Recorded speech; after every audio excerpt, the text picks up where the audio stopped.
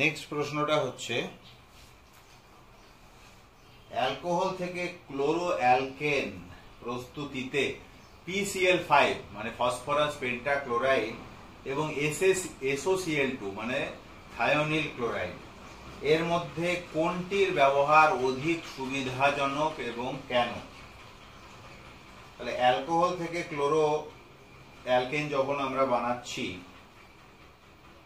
তাহলে এটা হচ্ছে CH3CH2OH, এটা হচ্ছে অ্যালকোহল, প্রাইমারি অ্যালকোহল ইথানল।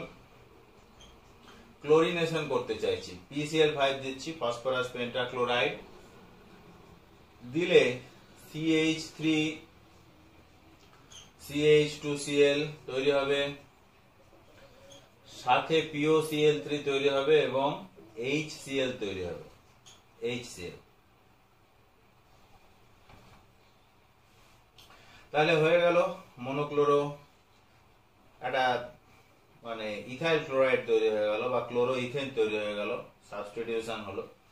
আবার এই একই ধরনের প্রোডাক্ট আমরা পেতে পারি যদি এই CH3CH2OH অর্থাৎ ইথানলের সাথে থায়োনিল ক্লোরাইড SOCl2 এটাকে আমরা যোগ করে দিই, তাহলেও আমরা সেম প্রোডাক্ট পাবো CH3CH2Cl। সাইড প্রোডাক্ট হিসেবে আমরা পেয়ে যাবো এখানে হচ্ছে SO2 sulphur die oxide plus HCl gas, এটা পাবো। তাহলে দুই ক্ষেত্রেই এটা হচ্ছে থায়োনিল ক্লোরাইড, থায়োনিল ক্লোরাইড দিলেও আমরা ক্লোরো ইথেন পাচ্ছি, বা ফসফরাস পেন্টাক্লোরাইড দিলেও আমরা ক্লোরো ইথেন পাচ্ছি। কিন্তু যখন আমরা থায়োনিল ক্লোরাইড দিচ্ছি তখন সাইড যে প্রোডাক্টগুলো হচ্ছে সালফার ডাই অক্সাইড এবং হাইড্রোজেন ক্লোরাইড, এই দুটোই হচ্ছে গ্যাসীয় পদার্থ। ফলে এরা কিন্তু বিক্রিয়া মিশ্রণ যেটা রয়েছে, বিক্রিয়াজাত পদার্থর যে মিশ্রণটা রয়েছে সেই মিশ্রণ থেকে এরা কিন্তু সহজে বের হয়ে যায়। ফলে আমরা কিন্তু যে মেন প্রোডাক্ট সেটা আমরা সংগ্রহ সহজেই করতে পারি। এক্ষেত্রে কিন্তু সেই একটু সমস্যা হয়, কারণ এই জিনিসটা এখানে মিশে থাকে। এই কারণের জন্য যেহেতু এই থায়োনিল ক্লোরাইড ব্যবহার করলে আমাদের এই সেপারেশন, এখানে যে মেন বিক্রিয়াজাত পদার্থ তাকে সেপারেশনের জন্য কোনো সমস্যা হয় না, সেজন্য এই থায়োনিল ক্লোরাইডটা ব্যবহার করাটা কিন্তু বেশি সুবিধাজনক। অর্থাৎ অ্যালকোহল থেকে ক্লোরো অ্যালকেন প্রস্তুতিতে PCl5 নিই বা যাইনি, থায়োনিল ক্লোরাইড যে নিচ্ছি SOCl2, এইটা ব্যবহার করা, এই থায়োনিল ক্লোরাইডটা ব্যবহার করা হচ্ছে বেশি সুবিধাজনক।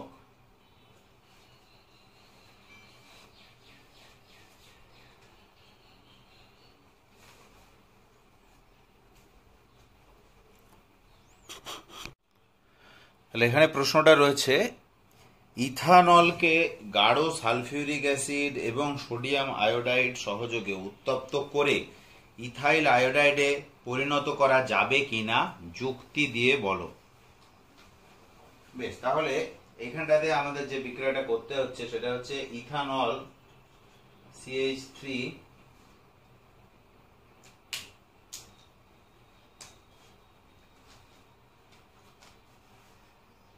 যেটা বিক্রিয়াটা করতে হচ্ছে এটা হচ্ছে CH3CH2OH, এটা হচ্ছে ইথানল। এটাকে যদি আমরা H2SO4 আর NaI দিয়ে দিই তাহলে এখানে কি CH3CH2I তৈরি হবে?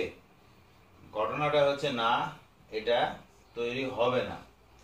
এটা তৈরি কেন হবে না তার কারণটা হচ্ছে এইখানটাতে একটা আয়োডাইড মাইনাস আয়ন লাগবে, যে কিনা এই আয়োডাইড মাইনাস I- আয়ন যদি এখানে এটাকে অ্যাটাক করে এবং এই OH মাইনাস আয়নটা নির্গত হয়ে যায় তাহলে I- আয়নটা এখানে প্রবেশ করবে এবং CH3CH2I তৈরি হবে।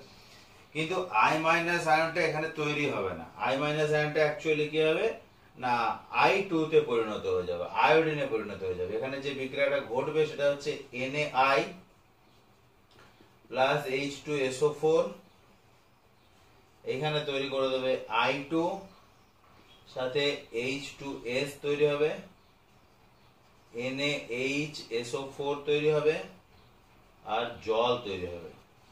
তাহলে এইটাকে যদি আমরা ব্যালেন্স করি এখানে হয়ে যাবে 8, এখানে হয়ে যাবে 9, এখানে হয়ে যাবে 4 আর এখানে হয়ে যাবে হচ্ছে 8। আর এখানে অক্সিজেন মিলাতে হবে 4। তাহলে এখানে যে বিক্রিয়াটা ঘটে যাবে, সালফিউরিক অ্যাসিড অ্যাকচুয়ালি গাঢ় সালফিউরিক অ্যাসিড, যেহেতু একটা জারক পদার্থ, গাঢ় সালফিউরিক অ্যাসিড জারক পদার্থ হওয়ার জন্য এখানে যে I মাইনাস আছে, I minus, that I minus ion will be oxidised to iodine I2।